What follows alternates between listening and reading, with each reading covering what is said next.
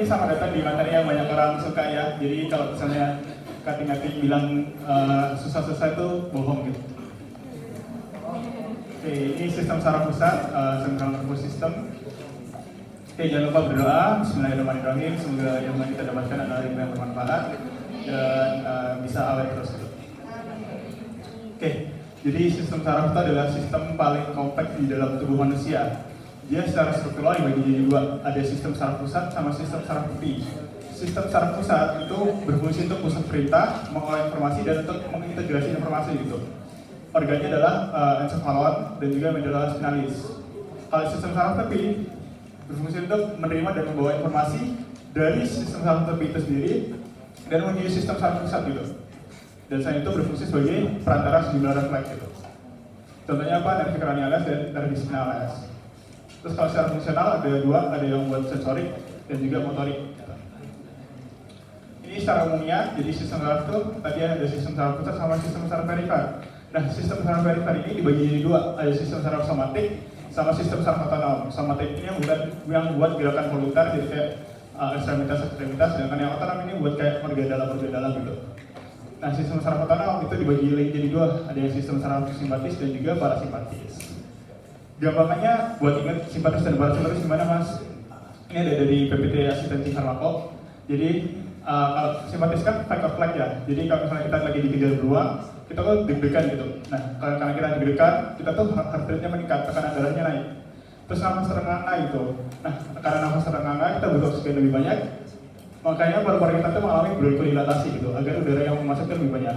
Makanya kita dibuat migrasi gitu, biar lebih banyak cahaya yang masuk, biar kita tuh lebih fokus buat melihat lagi.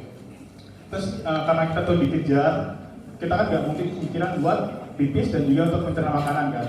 Makanya kita khusus kita relaksasi, physical relaksasi dan lain sebagainya itu. Terus butuh energi lebih banyak kayak di peningkatan glucogenolisis dan hidrolisis dan lain sebagainya ini ya.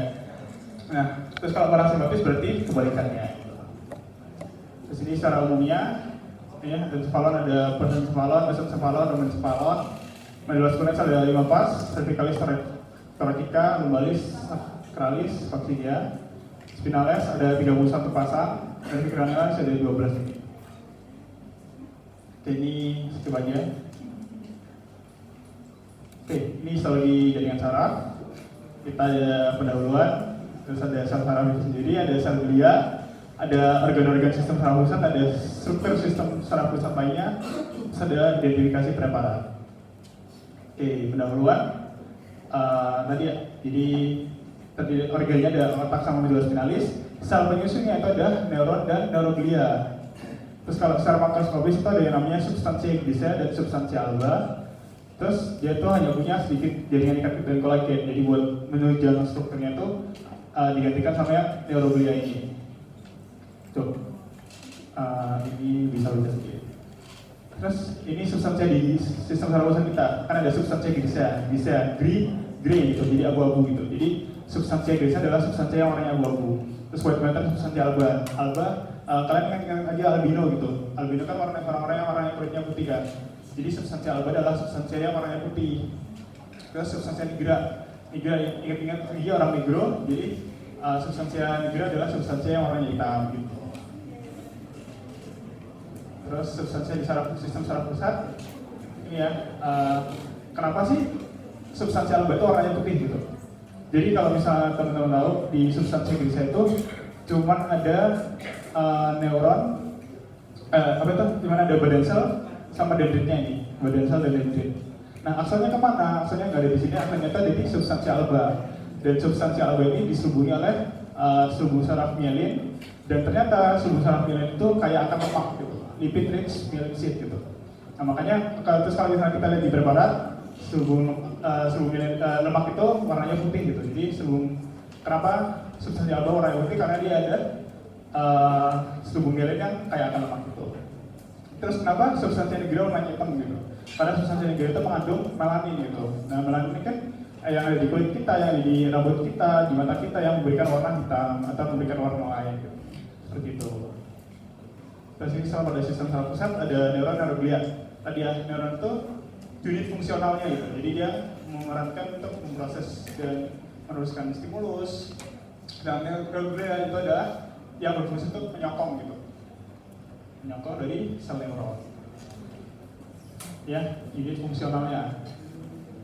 Dia tersusun atas tiga bagian, ada badan sel, ada dendrit, sama ada akson. Terus kalau secara jumlah dan prosesnya dia diklasifikasikan jadi 4. Ada multipolar, bipolar, unipolar, sama anakronik. Multipolar ini ada hampir di seluruh tubuh kita gitu. Jadi dia ada satu akson dan banyak dendrit gitu, lebih dari 2 dendrit. Terus kalau bipolar itu satu akson, satu dendrit. Nah kalau teman-teman ingat di blok 2.2 kan ada neuron bipolar olfaktori gitu. Nah neuron bipolar olfaktori adalah salah satu contoh dari neuron bipolar ini gitu.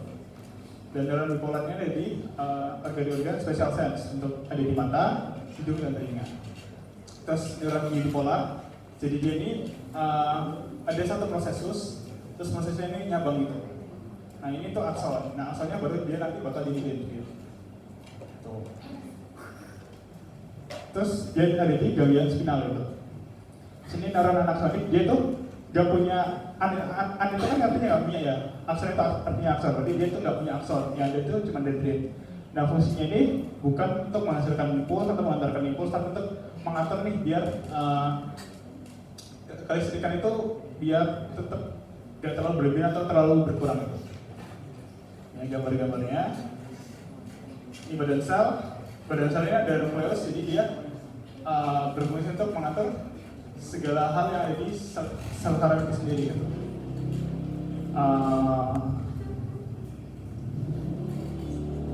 Oke, mungkin tangannya bisa dibaca sini. Oke. Ini lebih detailnya lagi. Terus dendrit tuh. Dendrit itu yang berfungsi untuk menerima impuls gitu.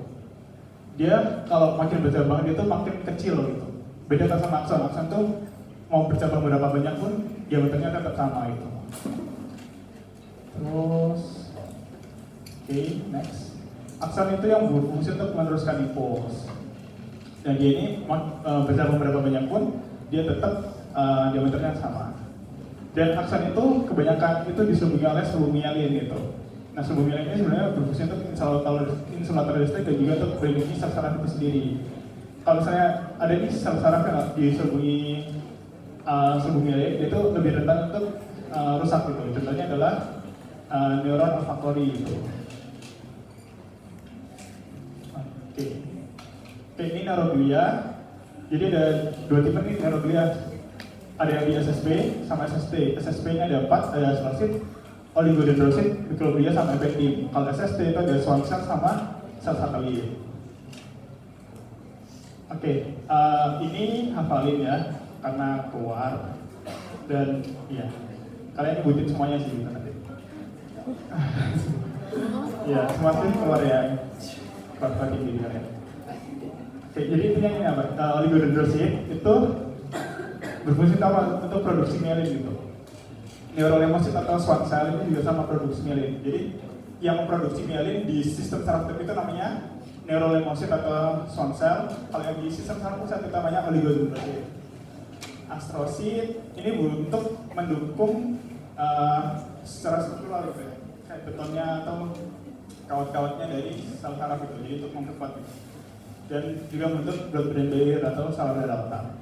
Sel-sel satelit untuk badan sel saraf di sel saraf tepi, sel ependin untuk membantu produksi dan menggerakkan CSF itu, cerebrospinal fluid. Mikroglia ini adalah monosit yang ada di sistem saraf pusat, jadi berfungsi untuk pertahanan. Ini, jadi intinya ini udah merangkum semuanya sih dari yang ada di sini. Boleh dibaca buat kontrak-kontrak. Oke. Organ-organ SST. Jadi intinya yang keluar yang ada di histo itu cuma ada cerebellum, medulla spinalis gitu. Tapi yang sisanya ini karena ada di textbook jadi aku masukin aja. Buat yang ilmu lah. Oke, cerebellum nih. Cerebellum itu ada substansia alba sama glucea nanti kan. Kalau substansia alba dia itu adalah yang aksonnya gitu, yang substansia glucea itu mengandung badan sel dan dendritnya. Terus kalau horizon, oke dia ada 6 lapis nih, tapi 6 lapis pun dia tidak sulit dibedakan gitu. Ada molekular, granulosum externum, piramidal externum, granulosum internum, piramidal internum, dan multiformis. Oke, jadi kalau sel piramidnya itu makin lama itu makin besar, jadi makin ke dalam itu makin besar. Dan di sini ada kasnya nih sel batch. Terus kenapa sih namanya satu multiformis? Multi kan banyak ya, formis itu bentuk, jadi dia punya banyak bentuk, jadi punya beragam sel di dalamnya. Ya mungkin kalau buat ingatnya bisa dibaca sendiri. Oke, ini penjelasan lebih detailnya lagi tentang sel-selnya. Ini gambarnya aja. Ya, ini 6 lapis pun tapi susah dibedakan gitu. Kayak ya artinya sendiri yang bedain. Oke. Ini juga sama, ini gambarnya. Oke, ini cerebellum. Sama cerebellum itu ada substansi grisea sama substansi alba gitu. Grisea jadi yang membentuk korteks cerebellumnya. Ada tiga lapisan yang dibahas di slide berikutnya ini. Terus ada substansi alba, disebut juga sebagai medulla of the cerebellum. Terus ini ada sel besar afferent gitu. Jadi namanya mosi fiber sama conic fiber. Ini sebenarnya cuma perlu tahu aja sih. Ini ada mosi fiber sama conic fiber.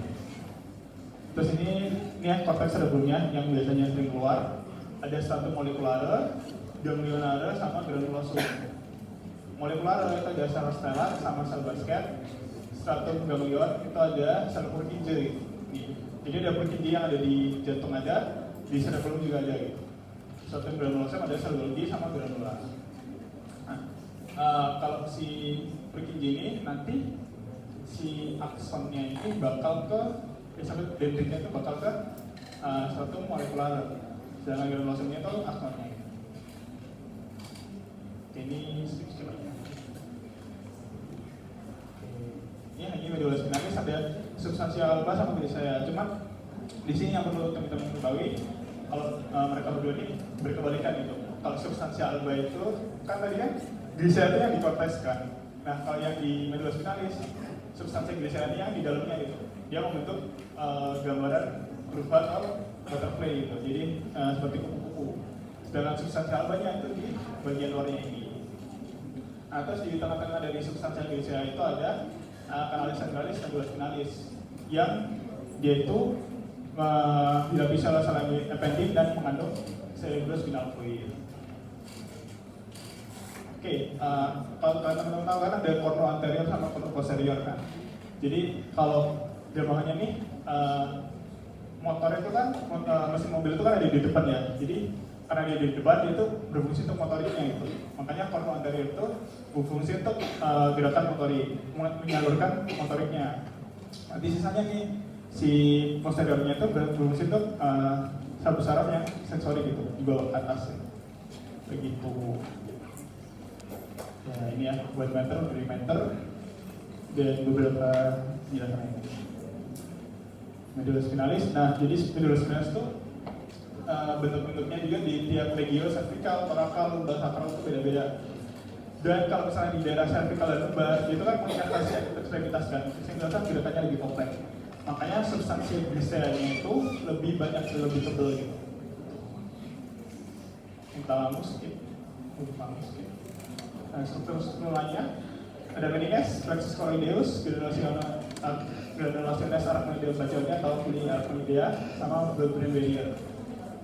Oke, meninges yang teman-teman tahu ada dura mater, arachnoid mater, sama pia mater gitu. Dura mater ada jaringan ikat subdural padat gitu, dilapisi oleh sinus kompositek.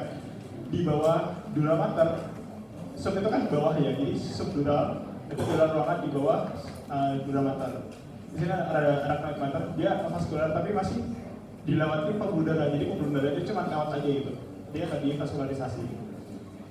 Nah, di antara arachnoid sama pia mater itu ada namanya subarachnoid.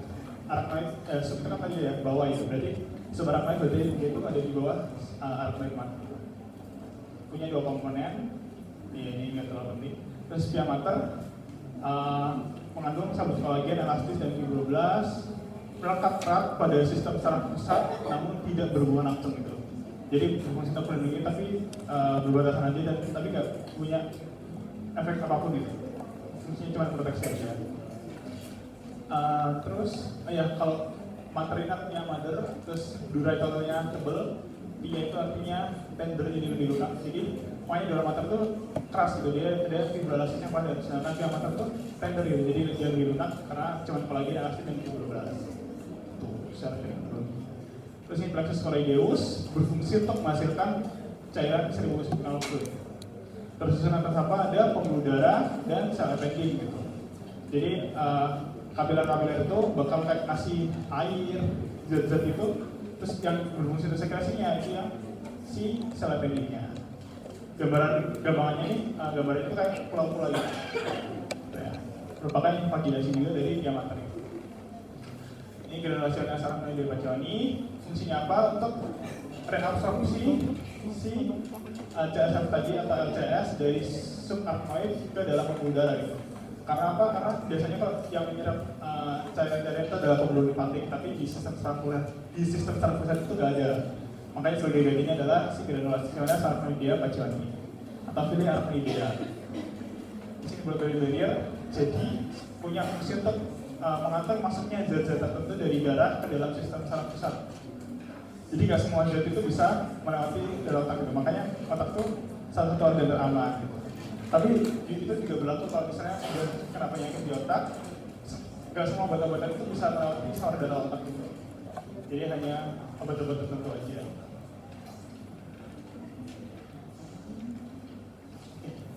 Dia dilapisi aplikasinya kan ada endotel kapiler, ingat ya endotel simplek yang ada di sistem sirkulasi, dan juga ada asuransi tadi neuroglia yang berfungsi untuk menyokong dan membentuk BBB.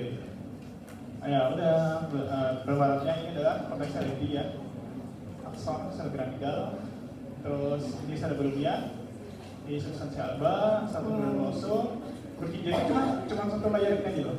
Jadi dia itu terletak di perbatasan antara stratum granular sama molekular. Jadi kalau misalnya waktu responsi ada keluar nih di antara perbatasan ini, berarti dia adalah stratum ganglionar. Ini adalah finalisnya. Ini granulasional arachnoidea Bacchioni. Terus yang adalah plexus choroideus. Oke, remaster edition remaja Lasil Histo.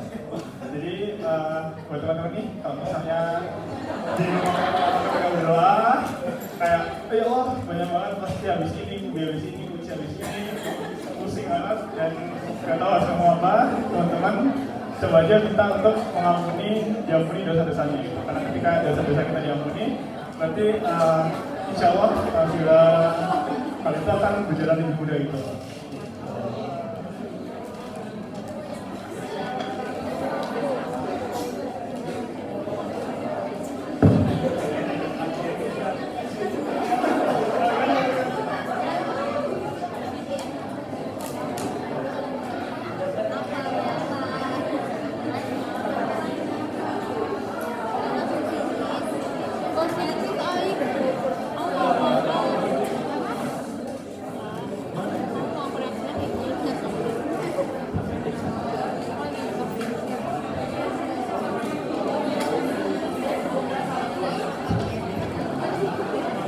Lanjut materi yang kedua, langsung aja ya biar cepat. Ini yang kedua SST, sistem saraf tepi, dikit aja sih. Yang ini tadi udah dijelasin Mas Hansen juga banyak. Ini buat 3 komponen utama SST, ada serabut syaraf, ujung syaraf, sama ganglia. Terus buat sel pada sistem syaraf itu ini sel pada sistem syaraf tepi maupun pusat ya, ada neuron sama neuralgia. Jadi kalau buat unit fungsionalnya syaraf sendiri itu neuronnya ya. Ini sel glia pada SST ada 2, tadi udah disebutin juga sama Mas Hansan. Tadi ada neurolemosit, ada sel swan, terus ada sel satelit juga. Kalau sel swan itu fungsinya buat bentuk mielin.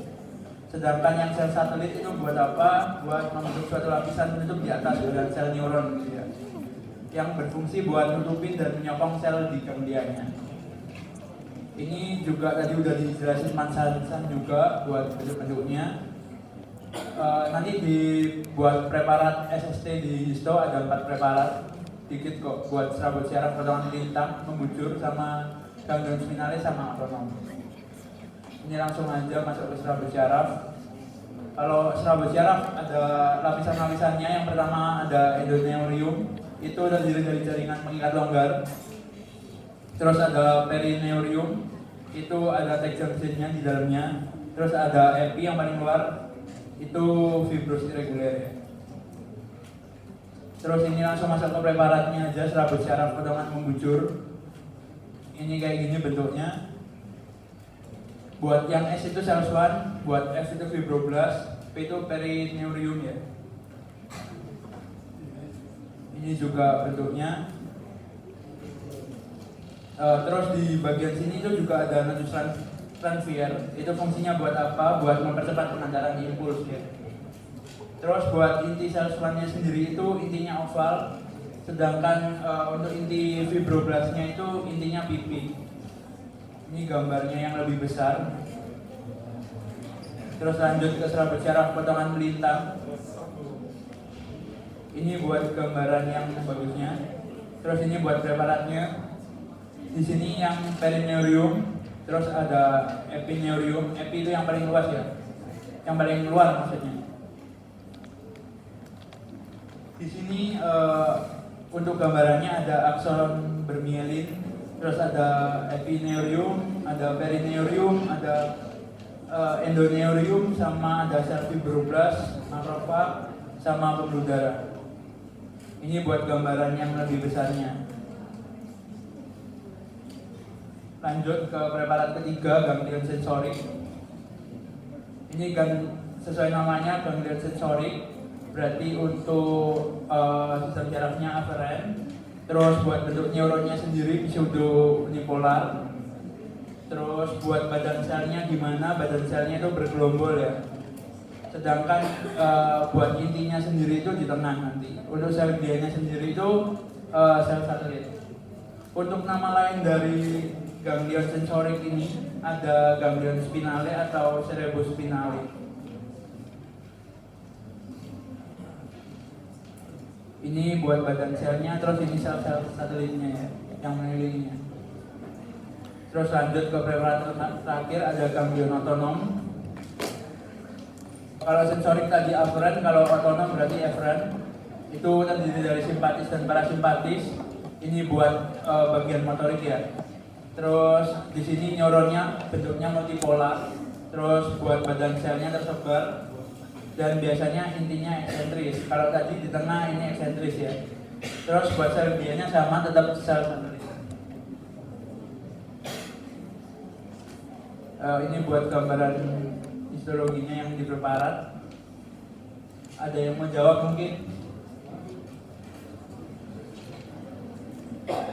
Gampang loh ini. Iya, kalau bisa 2 langsung plus 10. Kalau bisa 1 ya plus 5. 2. Ayo kita hitung dari 3, kalau nggak ada yang angkat, kamu 1, 2. Boleh. Yang depan. Yang kiri apa?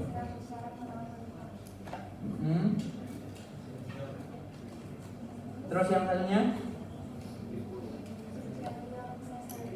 Betul, plus 10 ya. Berarti berapa? Tadi 4. Udah, itu aja sih dari aku. Makasih.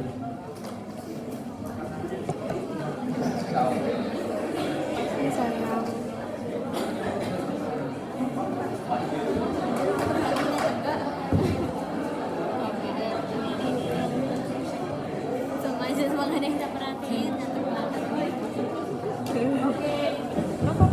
Oke, semuanya yang pada tidur bangun dulu karena kita akan membahas preparat yang mirip dengan skrotum. Oke. Nah, jadi kita akan membahas tentang hipofisis sama adrenal ya. Jadi hipofisis sama adrenal itu termasuk ke dalam kelenjar endokrin. Kelenjar endokrin itu ada banyak banget, ada hipotalamus, pituitari atau pituitari itu nama lainnya hipofisis ya. Ada pineal, tiroid, timus, pankreas, adrenal, testis, sama ovarium. Nah, kelenjar endokrin itu apa? Dia itu kelenjar yang mensekresikan hormon langsung ke dalam aliran darah. melalui kapiler tanpa melalui ductus excretorius. Jadi kalau kelenjar endokrin itu langsung ke darah, kalau kelenjar eksokrin kayak kelenjar minyak gitu kan dia punya ductus excretoriusnya gitu, jadi nggak lewat darah. Nah, yang pertama adalah kelenjar hipofisis atau pituitary gland. Jadi kalau kalian lihat di sini ini mirip dengan skrotum ya. Nah,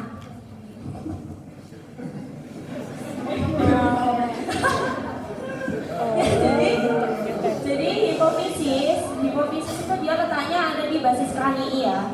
Jadi ada di bawah sini. Nah, dia itu kelenjar yang menghasilkan hormon stimulating hormon. Jadi kalau hipotalamus itu dia kan menghasilkan releasing hormon, kalau pituitary dia menghasilkan stimulating hormon. Ada apa aja? Yang pertama ada TSH ini, thyroid stimulating hormon, terus ada ACTH, ada FSH, LH, GH, prolaktin, endorfin, ADH, dan oksitosin.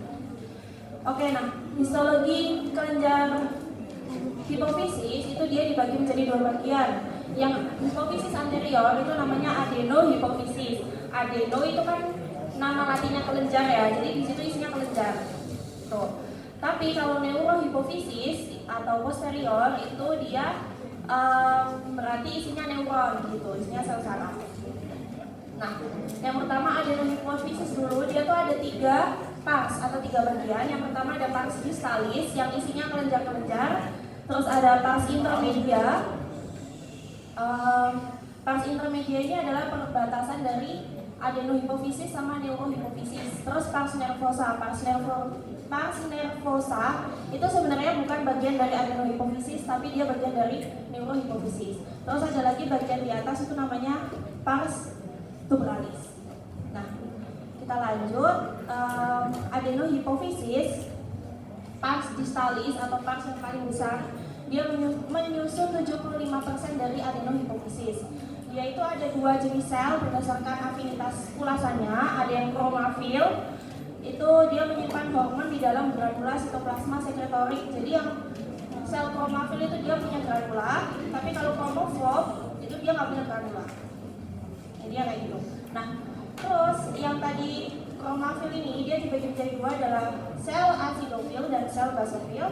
Kalau sel acidofil atau acidofilik itu dia jumlahnya lebih banyak dan lebih banyak di bagian perifer. Namanya acidofil berarti dia bersifat asam dan penghasil hormon GH. GH itu growth hormone yang mengatur pertumbuhan, dan laktotropin atau prolaktin yang mengatur ASI, produksi ASI. Terus ada sel basofilik, namanya basofilik pasti basah, dia tuh lebih banyak di sentral. Terus habis itu dia menghasilkan hormon kortikotropin, tirotropin, dan gonadotropin. Kortikotropin itu dia ACTH atau adenokortikotropin hormon, terus tirotropin itu TSH, tadi thyroid stimulating hormon. Kalau gonadotropin itu yang ada di cewek FSH sama LH. Follicle stimulating hormone sama proteinizing hormone. Terus ada pars tubralis. Nah, hipofisis itu ada kabelnya gitu lah, intinya ada talinya di atas, itu namanya infundibulum. Nah, infundibulum itu nanti bakalan dikelilingi sama pars tubralis. Kalau infundibulum itu bagiannya neurohipofisis, kalau pars tubralis itu bagiannya adenohipofisis. Nah, pars tubralis itu dia menghasilkan FSH sama LH. Gitu. Nah, terus kita lanjut ke neurohipofisis. Jadi di sini isinya sel-sel neuron ya. Dia kelenjar hipofisis posterior dan tercat lebih puncak. Dibagi menjadi 2 bagian, adalah pars nervosa sama infundibulum. Dia menghasilkan hormon vasopressin atau anti-diuretik hormon yang menyebabkan kalian pipisnya biar nggak sering-sering, sama hormon oksitosin. Nah, neurohipofisis yang pertama ada pars nervosa. Kalau pars nervosa tadi kalian lihat di depan itu isinya sel-sel neuron gitu. Dia tuh tersusun dari jaringan saraf yang terdiri dari 100.000 non-myelinated akson. Jadi nggak ada mielinnya gitu. Nah, jaringan sarafnya itu berasal dari neuron supraoptik atau neuron yang berada di atas bagian orbita atau mata dan paraventriculi hipotalamus. 25% disusun oleh pituitary atau percabangan sel glia yang menyerupai astrosit. lanjut, ini adalah infundibulum, dia berbatasan dengan pars tubralis ya tadi ya.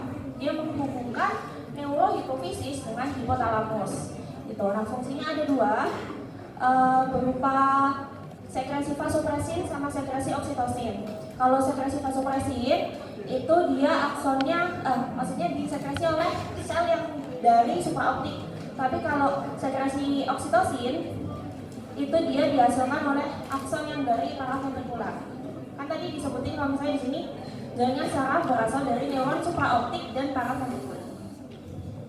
Nah, itu tadi buat hipofisis. Kalau hipofisis ada di basis kranii. Kalau ini adalah kelenjar adrenal atau suprarenalis, berarti di atas ren, di atas ginjal. Nah, adrenal gland atau kelenjar adrenal itu dibagi menjadi dua bagian. Ada korteks dan ada medula. Dia tuh menempel tepat di bagian atasnya ginjal, baik kanan maupun kiri, dua-duanya ada. Fungsinya dia bisa menghasilkan hormon mineralokortikoid, ada hormon kortisol, hormon androgen, sama epinefrin dan norepinefrin. Terus lanjut untuk histologi kelenjar adrenalnya sendiri, dia itu sepasang organ kelenjar yang menempel pada kutub superioren, dibungkus oleh jaringan pengikat fibrosa yang bercabang ke dalam membentuk trabekula. Ini kan jaringan pengikat fibrosa nih, kapsul. Dia bakalan masuk ke sini membentuk septum gitu. Nah, stromanya atau jaringan yang menyokongnya itu terdiri dari jaringan pengikat radikuler. Bagi menjadi dua bagian, korteks dan medula. Kalau korteks itu dia ada 3 pars ya. Ada glomerulosa, fasciculata, sama satunya nanti ada reticularis gitu. Reticulosa, mohon maaf. Iya sama aja. Yang pertama ada glomerulosa, dia berada tepat di dalam simpai jaringan pengikat. Maksudnya itu dia ada di bawahnya jaringan pengikat, batasnya jaringan pengikat. Menyusun 15% dari korteks, terdiri dari sel kolumner atau sel piramidal yang berhimpit membentuk deretan, bundar atau melengkung. Jadi makanya kelihatan seperti glomerulus gitu, yang ada di ren. Dikelilingi oleh kapiler-kapiler dan dia mensekresikan hormon aldosteron atau mineralokortikoid. Mineralokortikoid itu maksudnya apa ya? Bahan bakunya, hormonnya itu namanya aldosteron. Nah, terus lanjut ke fasciculata. Pars fasciculata dia itu pars yang paling besar di dalam korteks. Dia terdiri dari sel polihedral yang berderet-deret gitu, makanya kelihatan lurus-lurus gitu. Dia mensekresikan hormon kortisol dan juga hormon androgen sama kortikosteron. Kortikosteron itu testosteron. Terus lanjut ke retikulosa, dia itu yang berbatasan dengan medula. Dia yang paling tipis di antara korteks lainnya, terdiri dari sel kecil yang tersebar di jaringan korda ya ini ya, mohon maaf ya. Dia mengandung banyak granul lipofusin dan kapiler yang tebal. Dia mensekresikan DHEA atau dehydroepiandrosterone. Oke, kalau misalnya fungsi-fungsi hormonnya kayaknya kalian bakal belajar di kuliah ya, bukan di histologi. Terus lanjut, ini adalah medula. Kan tadi ada korteks sama medula. Jadi korteks ada 3, glomerulosa, fasciculata, sama reticulosa. Kalau medula itu cuma ada 1, dia terletak di dalam dan tersusun dari sel kromafin yang bergerombol di antara sinusoid, sel ganglion dan kapiler. Jadi dia tuh ada sinusoid, sinusoid itu kayak kali lah istilahnya ya, itu yang berada di dalam medulanya terus ditembus sama kapiler darah. Jadi harapannya nanti hormonnya itu berdifusi ke dalam kapiler darahnya gitu. Jadi dia nggak punya difusi eksektorius, jadi langsung ditembus sama kapiler darah. Gitu. Nah ini untuk medula adrenalnya, untuk sel-sel kromafinnya, dia berasal dari sel crista neuralis, bersinaks dengan akson dan ganglion, berbentuk kolumner melingkari kapiler darah. Dia mensekresikan hormon epinefrin dan norepinefrin yang kalian mungkin sering dengar di blog kardiovaskuler. Nah ini untuk referensinya medula kelenjar adrenal. Kalau medula itu cenderung banyak sinusoid dan banyak eritrositnya karena dia isinya kapiler-kapiler tok. Sudah selesai. Belum, masih ada 1. Oh iya juga. Selanjutnya Mas Rama.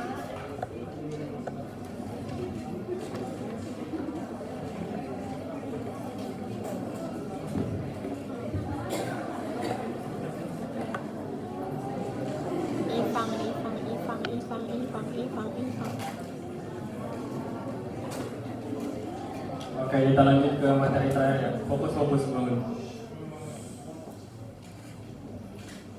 Oke, ini materi terakhir, kita lanjut slide awal. Jadi di blog ini kalian secara garis besar tadi total ada 13 preparat. Ini ada 3 preparat lagi yang kita pelajari di glandula endokrin. Itu ada tiroid, itu nanti ada hormon tiroid sama hormon kalsitonin. Kemudian ada kelenjar paratiroid, ini dia menghasilkan paratiroid hormon atau PTH. Terus ada pankreas itu dia double, jadi dia sebagai kelenjar endokrin tapi juga sebagai kelenjar eksokrin. Kayak gitu. Oke, next. Kita masuk pertama ke tiroid. Ini untuk secara anatominya, tiroid itu ada di cervical. Dia kayak lobus, terus dia bergabung di tengah melalui isthmus namanya, di bagian anterior. Terus dia ada 2 ya, kiri kanan. Boleh di next. Nah, ini secara histologisnya, dia itu terdiri dari folikel. Dia itu bentuknya bulat-bulat, yang bulat.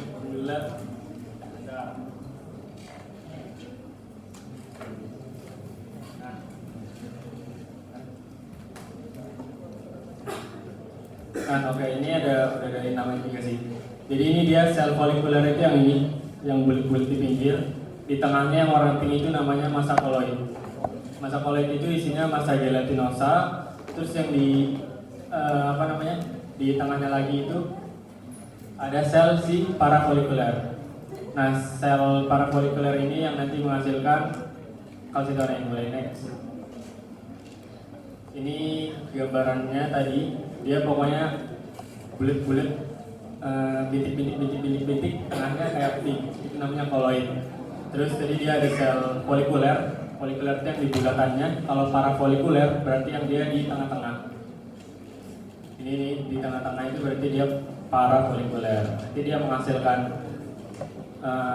sel folikuler itu dia menghasilkan namanya tiroksin sama triodotironin. Terus kalau yang kalsitonin yang dihasilkan parafolikuler itu nanti dia fungsinya bakalan terangsang untuk menurunkan kadar kalsium di dalam darah. Jadi dia bakalan bekerja ketika kadar kalsium ini terlalu tinggi, dia yang fungsinya buat menurunkan menjadi normal lagi, kayak gitu. Boleh next.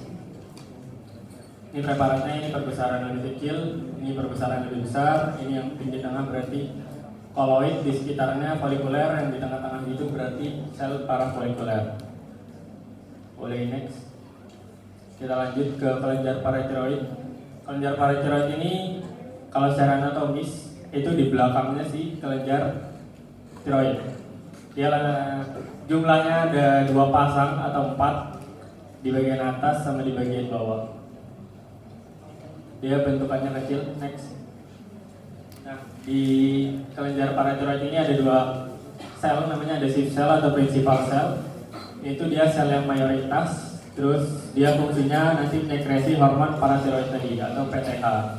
Sama ada si sel oksipil. Nah, sel oksipil ini adalah bentuk matur atau yang udah nggak aktif lagi dari si sheath cell. Nah, kalau sheath cell ini kan fungsinya buat sekresi hormon paratiroid. Nah, kalau oksipil sel ini fungsinya sebenarnya nggak tahu apa, fungsinya nggak jelas, tapi dia assalamualaikum.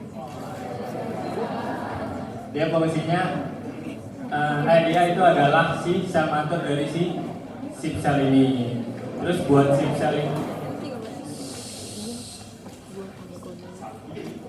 sheath cell ini, dia ada 2, ada light cell sama dark cell. Nah, si light cell itu yang dia inaktif, kalau yang dark cell itu berarti dia aktif. Dia bisa mensekresi si hormon paratiroid. Boleh next. Nah, paratiroid hormon itu kebalikan atau antagonis dari si kalsitonin tadi. Kalau kalsitonin tadi menurunkan kadar kalsium dalam darah, si paratiroid ini yang bakalan naikin lagi. Nanti dia yang menaikkan kadar kalsium dalam darah, nanti dia bekerjanya di reseptor osteoblast.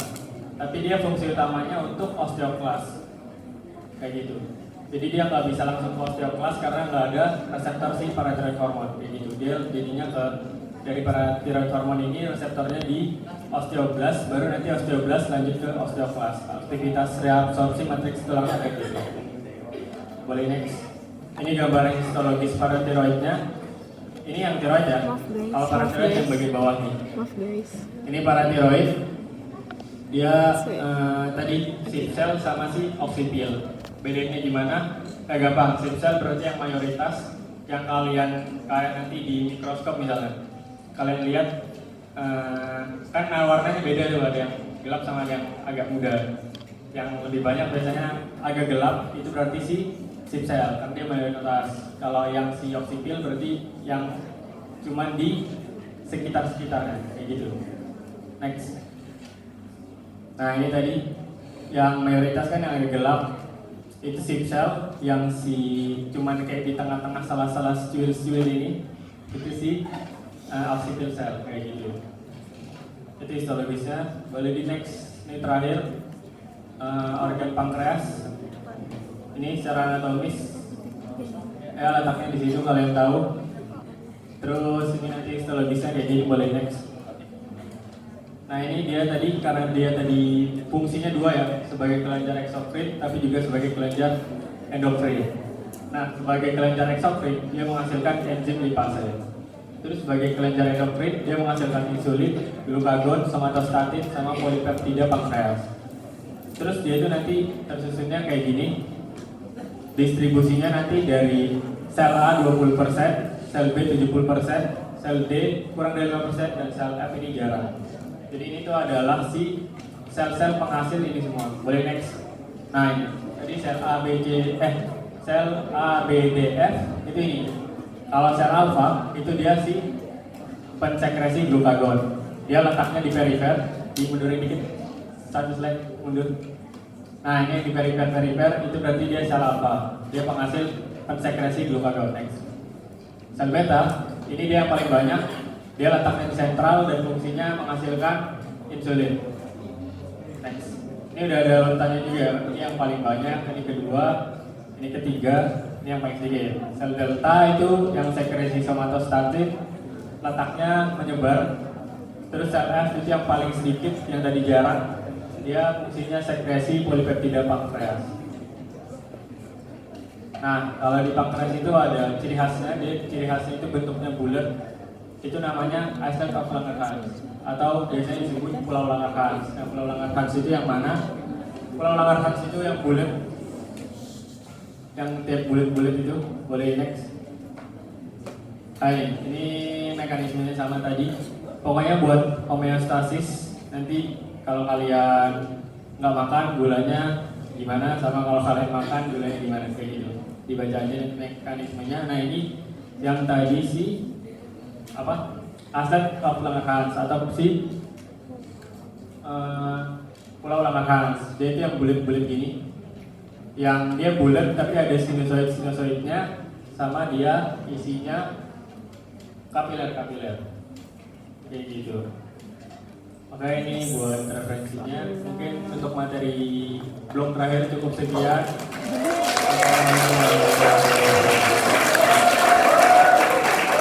Dadah guys.